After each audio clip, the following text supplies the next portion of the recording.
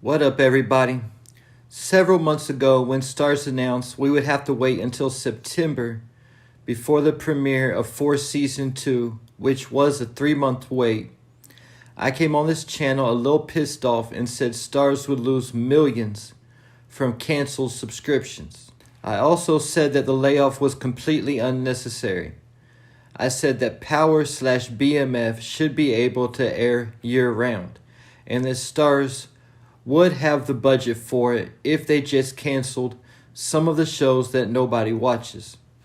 Then they would be able to pay Omari to come back, give him his own spin-off, preferably in Miami, in my personal opinion, and air Power year-round. Well, it seems like what I knew was going to happen happened, and millions of people canceled their Starz subscriptions from the time Ghost went off air until Force just came back on September 1st. So as a result, Starz canceled the 3 shows that aired in the last 3 months, Blind Spotting, Hills, and Run the World, as well as another show that was set to premiere, but production got stopped because of the strike, and now they aren't continuing production for that show either. And let me say this. I'm sure there were some amazing actors in those shows. I don't know because I didn't watch them, but it's all good. Just transition them over to the James St. Patrick spinoff. Just like the actor who plays Vic Flynn on Force, Shane Harper, was killed off Hightown, then given a job on Force. So this doesn't even have to be a bad thing. It can work out for everybody. The network doesn't have the cancellations, the fans get Power year-round and Ghost back, and the actors and actresses have jobs on shows that people are actually going to watch. When it comes down to the Power spin-offs, I don't have the actual analytics, but I do know that Book 2's numbers are higher than Force and Raising Kanan, and might even be higher than OG Power. And I know just about everyone loves Tariq, but a lot of people love Tommy also. The reason I think the numbers for Book 2 are so much higher than the other spin-offs is the element of familiarity. It didn't just have Tariq returning, but also Tasha, Braden, Effie, Tate, Sax, Blanca, Stern, 2-Bit, and more that I'm not thinking of right now. As well as the story was somewhat of a continuation of OG Power. Then you add the fact they added superstar talent like Mary J, Method Man, and Woody McClain. And there it is. We can all see the results. So with that said, bringing Ghost back to Force would also work to add the extra element of familiarity and star power to the show that Book 2 has. But I would much prefer Ghost be in Chicago with Tommy for a few episodes or even half a season, then go back to Miami and get his own spinoff. Getting me to the question I get all the time. How would Ghost fit in the current storylines? Well, I'm not sure, but I do know that Power has some of the best writers in the world, and it would be like water for them to seamlessly bring Ghost back into the equation. I have personally made a few different videos now talking about Ghost still being alive.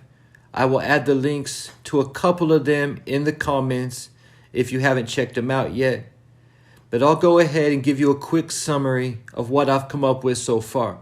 First off, why did Ghost fake his death?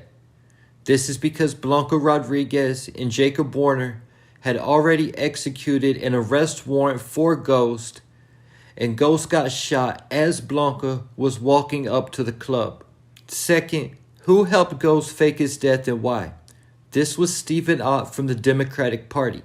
He forced Ghost to fake his death to avoid him getting arrested and the Democratic Party receiving all that bad press for having a drug lord running for lieutenant governor.